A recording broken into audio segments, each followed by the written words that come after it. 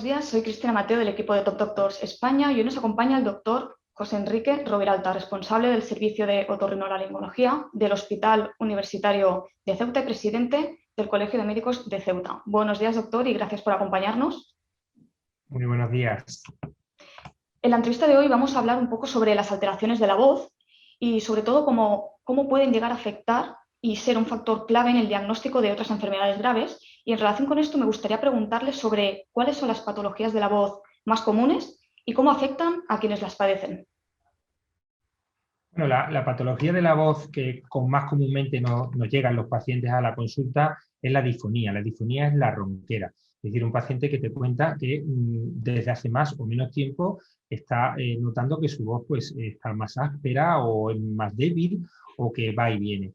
Los motivos son muchos y tampoco es cuestión de decirlos todos, pero fundamentalmente tenemos patologías benignas, es decir, no tumorales, como pueden ser unos nódulos vocales, o puede ser también un edema de una laringitis crónica o una laringitis aguda, por ejemplo, un simple resfriado, un virus puede producir este tipo de ronquera. Pero también están enfermedades que son graves, como por ejemplo una parálisis de una cuerda vocal, también puede producir esa disfonía o ronquera, o incluso, por supuesto, un tumor de laringe, un tumor de las cuerdas vocales, que también puede dar, como he dicho, esa disfonía y que puede ser indistinguible, o sea, no puede diferenciarse a simple oído de la supuesta patología benigna. Por eso es muy importante que los pacientes se tomen los problemas de la voz en serio.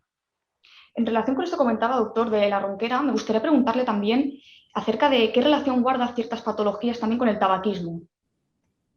Bueno, el alcohol y el tabaco son nuestros principales caballos de batalla a la hora de lidiar con los problemas, con las enfermedades de la voz. El tabaco, como he dicho, es un tóxico muy potente, un tóxico muy agresivo sobre las cuerdas vocales y sobre todo la vía aérea en general, la vía aérea superior y la vía aérea inferior. Esto produce una irritación crónica sobre el fumador, sobre las cuerdas vocales, que se manifiesta en un principio con una laringitis crónica, con una inflamación de cuerdas vocales, que el paciente va notando que la voz se le va alterando. Por ejemplo, las mujeres tienen una voz que se masculiniza cuando fuman, y con el tiempo, lógicamente, pero cuando esa laringitis crónica, esa inflamación crónica se va haciendo en el tiempo y sobre factores genéticos, ¿no? Sobre factores específicos del paciente, pues pueden mutar y convertirse ya en una displasia o incluso en un cáncer de cuerda. Por eso el tabaco asociado especialmente al alcohol son los factores carcinogénicos con diferencia más importantes. Y ahora me gustaría, cambiando un poco de tema, hablar sobre aquellas profesiones que hacen un uso muy continuado de la voz.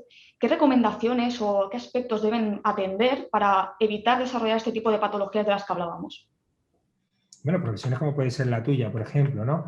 Todas las personas que están detrás de una cámara, o el periodismo, locutores, cantantes, profesores, son todo profesiones y profesionales que es raro que tarde o temprano no desarrollen problemas de la voz. ¿Y cuáles son las recomendaciones? Pues fundamentalmente cuidarse un poquito esa voz. Es decir, hablar lo indispensable. Somos una sociedad con perdón, muy charlatana, hablamos mucho, gritamos mucho, porque hay muchas veces los locales son ruidosos y nos eleva, el español en general tiende a elevar mucho el tono de voz. Entonces, hablar en un tono cómodo, hablar lo indispensable, por supuesto hábitos higiénicos, como ya lo hemos dicho, no fumar, no exceso de café, no alcohol. La contaminación también es un factor importante que puede provocar también lesiones en las cuerdas vocales. Hidratarse mucho, beber suficiente agua, y hablamos de 2 litros al día mínimo. Como he dicho, cuidarse la voz, porque la mejor medicina que tenemos es la prevención. ¿Y en qué casos podría llegar a suponer un grave problema y desarrollar otro tipo de enfermedades más graves, como se me ocurre ahora, por ejemplo, un cáncer de garganta? Bueno, cualquier ronquera, cualquier disfonía que dure más allá de 15 días debe poner al paciente en alerta y debe ir al especialista, porque detrás de una ronquera de más de 15 días pues pueden aparecer patologías benignas, como hemos dicho al principio, por ejemplo, unos nódulos vocales, patología pseudobenigna, es decir, bueno, que a la larga pueden desarrollar una patología maligna o tumoral, como por ejemplo son los edemas de Reinke, la laringitis crónica, que como he dicho suelen ir muy ligados al tabaquismo, y por supuesto pues hay enfermedades desgraciadamente como es el cáncer de cuerda vocal, el cáncer de garganta, que también puede dar, o que casi siempre da, una disfonía, una ronquera. Es muy importante acudir al otorrino, al especialista, lo más precozmente posible. ¿Por qué? Porque hoy en día, afortunadamente, cuando una persona desarrolla un tumor en la garganta, si acude precozmente al especialista, va a ser tratado con un pronóstico excelente, con una calidad de vida excelente. Desgraciadamente, cuando las cosas se demoran en el tiempo, los tratamientos después no son tan eficaces. Por eso, como he dicho, cualquier ronquera que dure más de 15 días, el paciente debe ir a su médico especialista. Muy relacionado con lo que comentaba, doctor, que me parece muy interesante, sobre todo destacar que ante la presencia de algún tipo de sintomatología, como destacaba usted, tras más de 15 días con esta ronquera, acudamos al especialista. ¿Qué consejo le daría a aquellos pacientes que se encuentran en una situación quizás ahora similar a la que estábamos describiendo? ¿A qué aspectos debería atender o tener en cuenta para no demorar demasiado esta visita al médico? Hombre, como he dicho, más de 15 días, una ronquera que se mantiene en el tiempo es algo preocupante. Es decir, que no pasa nada, que unos días más, unos días menos. Pero yo he tenido pacientes que le preguntan, que tienen a lo mejor después un cáncer de cuerdas vocales, y no es raro que te digan que llevan 1 año, 2 años. Y además son pacientes que, como son fumadores, como ya llevan tiempo con episodios de ronquera, que van y vienen al principio, muchas veces más el miedo a ir al especialista a que le digan lo que no quieren tener y lo que no quieren oír.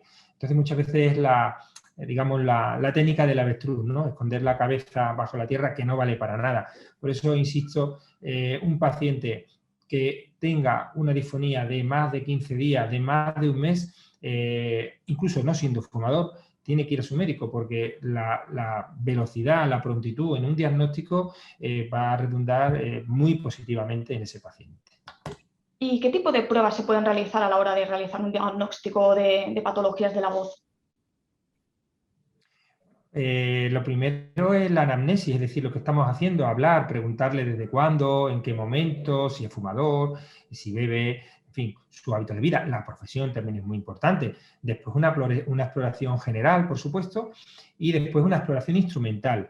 La fibroscopia, por ejemplo, que meter una camarita, una fibra, que la gente se impresiona, pero que no tiene mayor trascendencia, es una exploración bastante cómoda para ver las cuerdas vocales. De luego, son prácticamente en unos segundos ya sabemos qué puede tener el paciente. Pero además también hoy en día tenemos una serie de exploraciones más específicas, como por ejemplo una estroboscopia, que permite ver un movimiento enlentecido de las cuerdas vocales, sobre todo por si hay una patología, a lo mejor un surco en la cuerda vocal, que si no es más difícil de valorar. También podemos hacer análisis acústicos por ordenador, que nos va a dar una imagen espectrográfica de esa voz para dar una información más objetiva.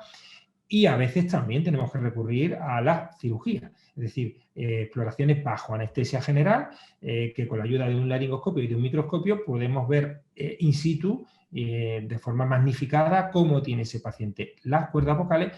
Podemos tomar una biopsia de esa cuerda vocal si tenemos dudas, e incluso podemos usarlo como terapéutica, es decir, podemos tratar directamente a ese paciente. Por supuesto, dependiendo de la sospecha que tengamos, pues así podemos hacer un tratamiento u otro. Para concluir, doctor, me gustaría preguntarle acerca de qué importancia tienen las patologías de la voz a la hora de poder detectar otras enfermedades más graves como las que estábamos comentando hace unos momentos. Bueno, parece que hay estudios, ensayos clínicos en la Clínica Mayo recientemente, donde se están usando biomarcadores de la voz. Es decir, la voz, el tono de la voz usando la inteligencia artificial usando una serie de algoritmos informáticos, parece que puede predecir o puede informarnos precozmente de ciertas enfermedades. Insisto que es un ensayo clínico y estamos a la espera de resultados. Pero enfermedades cardiovasculares, enfermedades neurológicas como por ejemplo el Parkinson, pueden ser enfermedades que como digo, por el tono de voz, por el análisis acústico de la voz, incluso por teléfono, podrían avisarnos de un desarrollo precoz de este tipo de enfermedades. Y por supuesto, un otorrino con el tiempo va desarrollando el oído y puede incluso saber, casi antes de explorar, qué tipo de enfermedad puede tener un paciente. Es decir, el oído al final, lo que se llama el ojo clínico, pues aquí sería el oído clínico. Muchas gracias por la entrevista y por habernos concedido estos minutos, doctor. Antes de acabar, quisiera hacer un breve resumen de lo que hemos podido hablar. Hemos hablado de las patologías de la voz, de la importancia de la detección precoz y sobre todo de acudir al médico ante la mínima sospecha de que se puede estar sufriendo una alteración, una patología de la voz y sobre todo esto último que apuntabas sobre la importancia de cómo estas patologías de la voz a la larga quizás pueden llegar a resultarnos útiles para poder detectar otras enfermedades más graves. Así que muchas gracias por haber estado con nosotros, doctor.